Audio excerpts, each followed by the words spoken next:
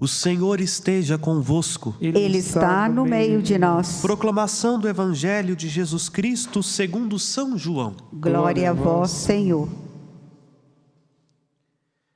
Naquele tempo disse Jesus aos seus discípulos: Como o Pai me amou, assim também eu vos amei. Permanecei no meu amor. Se guardardes os meus mandamentos, permanecereis no meu amor. Assim como eu guardei os mandamentos do meu Pai e permaneço no seu amor. Eu vos disse isto para que a minha alegria esteja em vós e a vossa alegria seja plena. Palavra da salvação. Glória a vós, Senhor. As palavras do Santo Evangelho sejam perdoados os nossos pecados. Irmãos e irmãs, a alegria verdadeira é difícil de ser encontrada.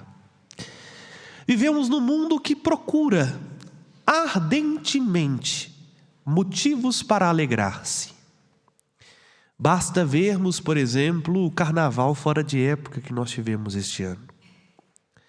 Basta olharmos o que nós somos capazes de fazer por alguns minutos de distração que nos causem um sentimento de alegria.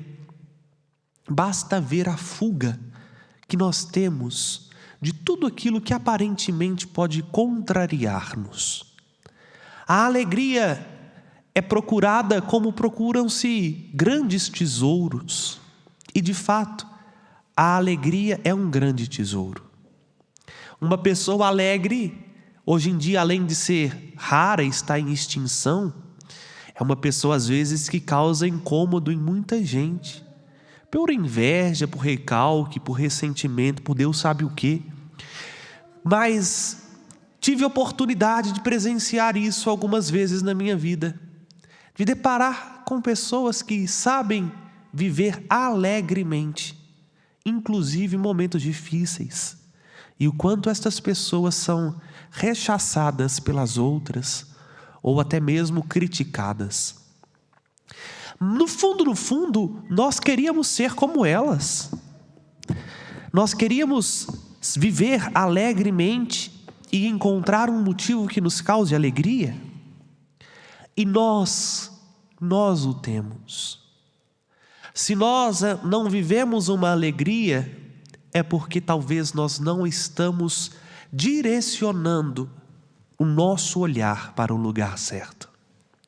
Se o nosso olhar estiver voltado para Jesus, nós seremos preenchidos de uma santa alegria.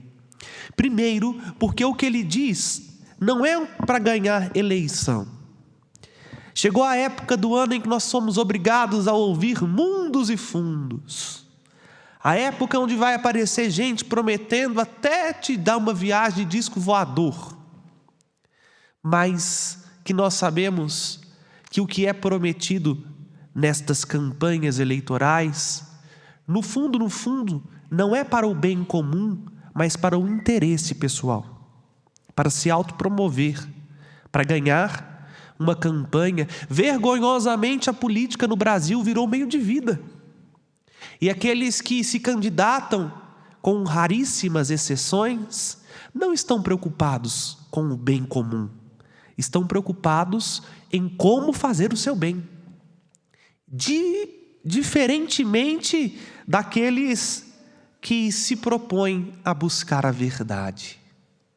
Aquele que busca a verdade encontra com esta alegria.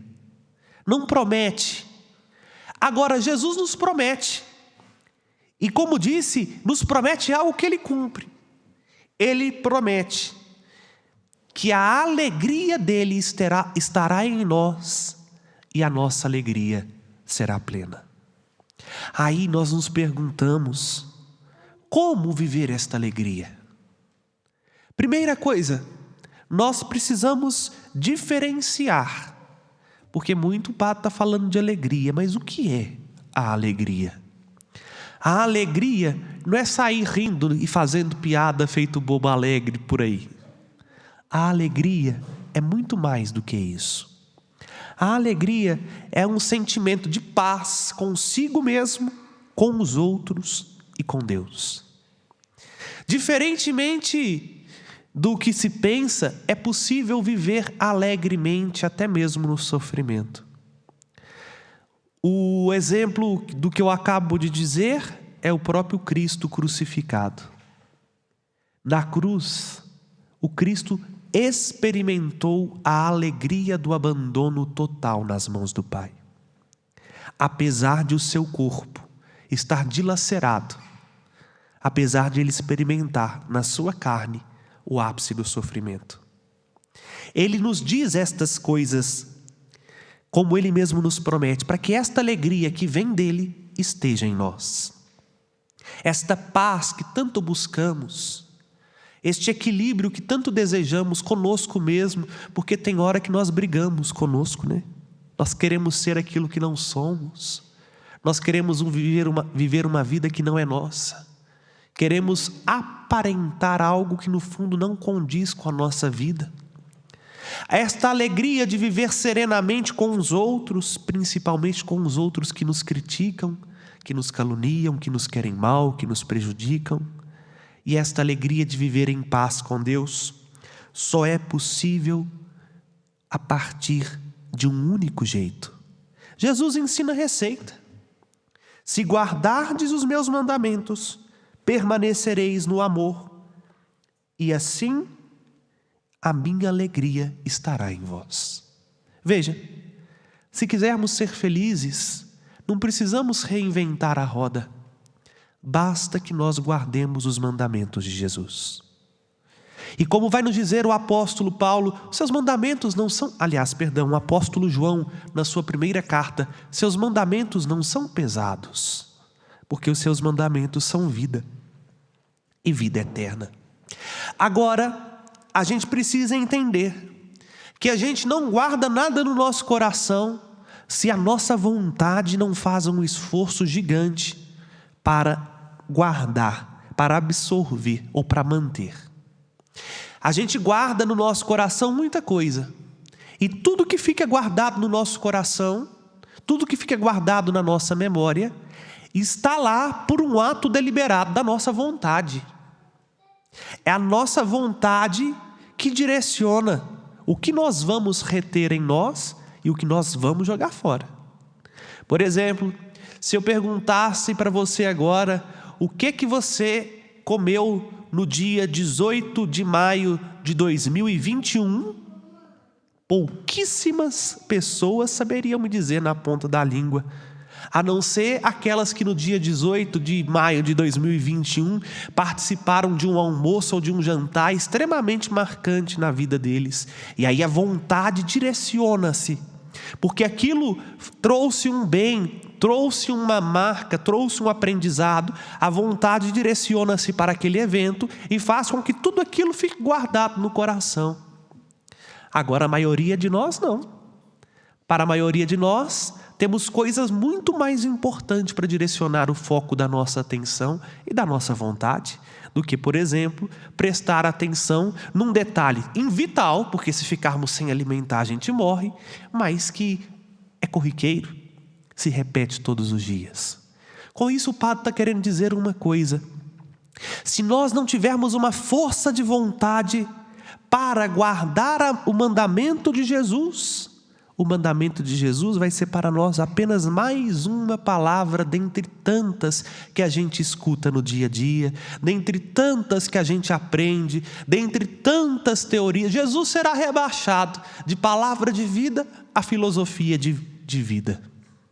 Vejam, e qual é o segredo para direcionar a vontade? É um só, é o amor. Só o amor faz com que a nossa vontade possa mudar de direção. Só o amor é capaz de transformar-nos, porque o amor é uma força tão forte quanto a morte. Quem ama de verdade entende o que o padre diz. A gente, por amor, é capaz de fazer coisas que nos custam e nos custam muito, mas o amor faz com que elas valham a pena. Como às vezes o cuidado de um filho nos exige, né? Exige de nós coisas que estão até além do que nós podemos ofertar. mas porque o pai, a mãe ama o seu filho, se empenha e se desdobra para fazer com que a sua vontade seja colocada de lado, para que a vontade do filho, o bem-estar do filho ou da filha possa ser maior. Aqui está o segredo da verdadeira felicidade, e que é, vamos dizer assim, passo a passo construído por Jesus. Quer ter alegria? Guarde a minha palavra. Quer guardar a minha palavra? Ame-me. Somente amando Jesus nós vamos viver a alegria em plenitude. E aí o exemplo que ele dá é o exemplo que acontece com ele. Ele pode nos dar a alegria plena, porque ele primeiramente soube guardar a palavra do Pai, e mais, ele guardou a palavra do Pai porque ele amou o Pai. O que acontece com Jesus é possível de acontecer comigo, com você, com qualquer um, desde que nós aprendamos de fato a amá-lo. Permanecei no meu amor. Só permanecendo, como eu disse na homilia de ontem, a dificuldade do permanecer, né? Só permanecendo no amor de Jesus nós vamos guardar a sua palavra, ter a alegria, mas mais do que isso, nós vamos ter um parâmetro para entender o que de fato é o amor. E como diria Kierkegaard, as exigências também do amor. Porque o amor nos exige, o amor nos compromete. O amor que o filho experimenta é um amor tão profundo que brota de uma confiança que não é quebrada e que não é traída. Veja, agora o padre vai fazer o caminho contrário. Eu comecei falando de baixo para cima, do versículo 11, passei para o 10 e para o 9. Agora, para arrematar, vou fazer o contrário, vou no sentido literal. Como o Pai me amou, assim também eu vos amo. Ou amei. Já expliquei isso no domingo. O verbo aqui é complicado de traduzir no português, porque é uma ação que começou num passado indefinido e que se prolonga no futuro.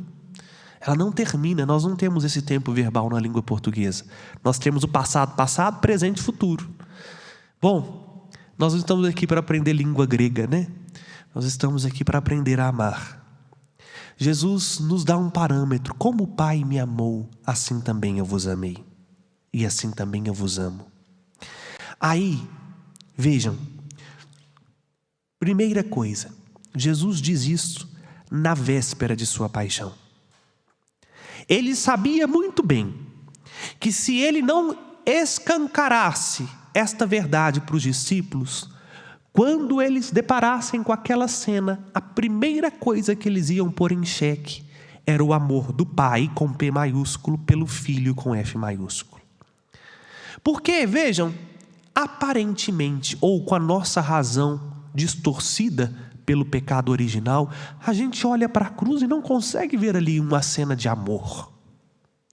Ainda mais, Jesus a vida inteira, aos 3 anos que estavam com os discípulos, falou: o Pai me ama, eu amo o Pai me enviou, e o Pai está comigo, Pai, meu Pai, meu Pai, meu Pai. E agora este Pai, todo-poderoso, permite que ele passe por isso? Como isso pode ser amor? Jesus já deixa claro: olha, o Pai me amou e eu amo o Pai. Sim, para que nós não nos escandalizemos da cruz. E para que nós entendamos a cruz na medida certa. O Filho na cruz mostra o quanto o Pai o ama. Porque a missão de salvar só foi confiada ao Filho. A nenhum outro ser humano o Pai confiou o suplício da cruz. E esta confiança brota do amor eterno. Agora, desculpe-me, vou ter que falar de alta teologia ou de teologia joanina, algo que nós não temos acesso, porque antes da criação do mundo, o Pai amou o Filho no Espírito. E o Filho ama o Pai no Espírito, desde sempre e por todo sempre. E justamente o amor faz com que o Pai entenda: esta missão somente o meu Filho pode desempenhar. Porque nenhum de nós seríamos capazes de amar se não fosse esse amor perfeito que o Filho tem pelo Pai, ao ponto de dar a vida por aqueles que não nos amam. Sim, a entrega filial do Filho eterno no lenho da cruz, no fundo, é uma prova de que o Pai confia no Filho e de que o Filho ama o Pai ao ponto de suportar, por amor, o suplício por aqueles que não amam o Pai como Ele ama. Vejam, aí Jesus dá a medida. Como o Pai me amou, isto é, num amor confiante, num amor que ousa e que aposta, que investe, Ele também nos ama. Contraria-nos isto, porque nós temos mais provas da nossa infidelidade do que da nossa fidelidade. Nós temos como mostrar mais a nossa fraqueza a Jesus do que a nossa força, e ainda assim Ele confia em nós. Como o Pai confiou nele, Ele acredita em nós. Como o Pai acredita nele, Ele ama-nos. E aí, o pedido dele é exatamente esse. Porque eu confio, porque eu acredito, porque eu espero em você, eu só te peço, confia em mim. Guarde a minha palavra. Se fizer isso, a minha alegria estará em vós e a vossa alegria será de verdade. Eis o segredo para viver uma vida alegre.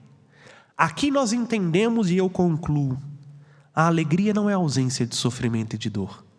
A alegria é saber que dentro de nós temos uma força, que não é um sentimento meramente humano, mas provém do alto, que é a força do amor de Deus. Só esta força é capaz de fazer com que a nossa vida seja vivida na medida correta, na medida equilibrada, para valer a pena para nós e para os outros. Só este amor faz com que tudo isso que ouvimos do Senhor faça sentido na nossa vida e faça sentido também na vida do mundo. Só este amor é capaz de nos dar uma alegria mais forte do que a morte, porque este amor venceu a morte e quer também que nós façamos o mesmo. A nossa missão hoje é pagar com amor aquele que tanto nos amou. Amemos o Senhor e ousemos confiar nele. Se assim o fizermos, experimentaremos na nossa vida a profundidade desta relação de um Deus que quer ser mais do que nosso amigo, quer ser o nosso tudo e quer que nós tenhamos o tudo, que é a presença dele. Louvado seja nosso Senhor Jesus Cristo. Para sempre seja louvado. Com confiança apresentemos ao Senhor as nossas preces.